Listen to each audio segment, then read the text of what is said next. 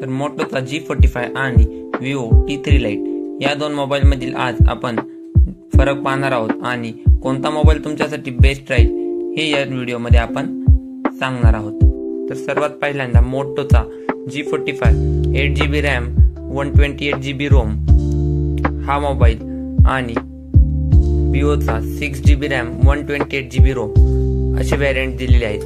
Vivo मध्ये तुम्हाला 4GB RAM वाला पण व्हेरिएंट मिळेल, तसंच मोटो मध्ये पण 4GB RAM वाला पण व्हेरिएंट मिळेल। पण ॲपची साईज आता वाढलेली असल्यामुळे आपल्याला 8GB RAM ते 6 ते 8GB तर हे दोनच रॅम आपल्याला चांगले वापरता येतील, म्हणजेच आपला मोबाईल हँग मारणार नाही किंवा कुठलाही मोबाईल मध्ये आपल्याला प्रॉब्लेम फेस करायला लागणार नाही।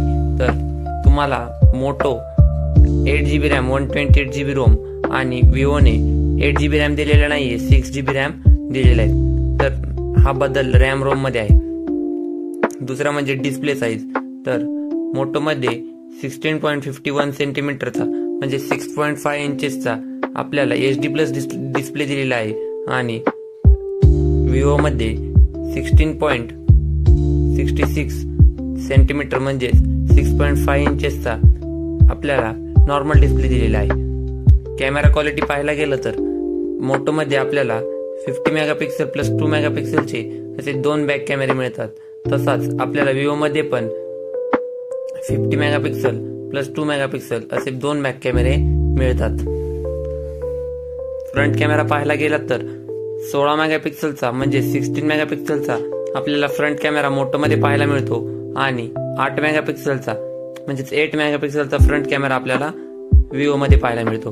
तर या ठिकाणी आपल्याला फ्रंट कॅमेरा मध्ये मोटोचं वजन जास्त वाटतंय, म्हणजे मोटो आपल्याला या ठिकाणी चांगला वाटतोय Vivo पेक्षा। बॅटरी आपल्याला सारखीच दिलेली आहे, म्हणजे 5000 mAh ची बॅटरी आपल्याला दोन्ही मोबाईल मध्ये दिलेली आहे। मोटो मध्ये आपल्याला स्नॅपड्रॅगन 6S Gen 3 प्रोसेसर दिलेले आहे, तसेच Vivo मध्ये आपल्याला डायमेन्सिटी 6300 प्रोसेसर दिलेला आहे। तर या ठिकाणी आपल्याला असं दिसते की मोटोचा डिस्प्ले पण आपल्याला HD+ डिस्प्ले मिळतोय आणि Vivo मध्ये आपल्याला नॉर्मल डिस्प्ले मिळतोय। आपल्याला फ्रंट कॅमेरा इथे मोटो मध्ये 16 मेगापिक्सलचा मिळतोय, तर Vivo मध्ये 8 मेगापिक्सलचा मिळतोय। प्रोसेसर सुद्धा आपल्याला Vivo पेक्षा मोटो मध्ये चांगल्या प्रकारचं पाहायला मिळतंय। त्यामुळे फक्त बदल एवढाच आहे की किंमत जी Vivoची आहे ती आहे 11499 आणि मोटोची दिलेली आहे 12999। तर प्राइस मध्ये तुम्हाला साधारण 1500चा म्हणजे 1500चा इतका बदल पाहायला मिळेल। तुमचे या ठिकाणी 1500 रुपये जास्त जातील, पण तुम्हाला फ्री फीचर्स मोटो मध्ये चांगल्या प्रकारचे पाहायला मिळत आहेत आणि इथे दिसते 12999। तीच तुमची जर तुमच्याकडे बँक कार्ड असतील तर त्या बँक कार्डच्या ऑफरने या मोबाईलची किंमत तुम्हाला अजून तुमचे 1000 रुपये कमी होऊ शकतात। त्यामुळे या व्हिडिओमध्ये आपल्याला हे दिसतंय की मोटोचा मोबाईल आपल्याला चांगला पडेल Vivo पेक्षा। तर व्हिडिओमध्ये कोणतीही गोष्ट तुमच्या फायद्याची तुम्हाला मिळाली असेल तर नक्की व्हिडिओला लाईक करा।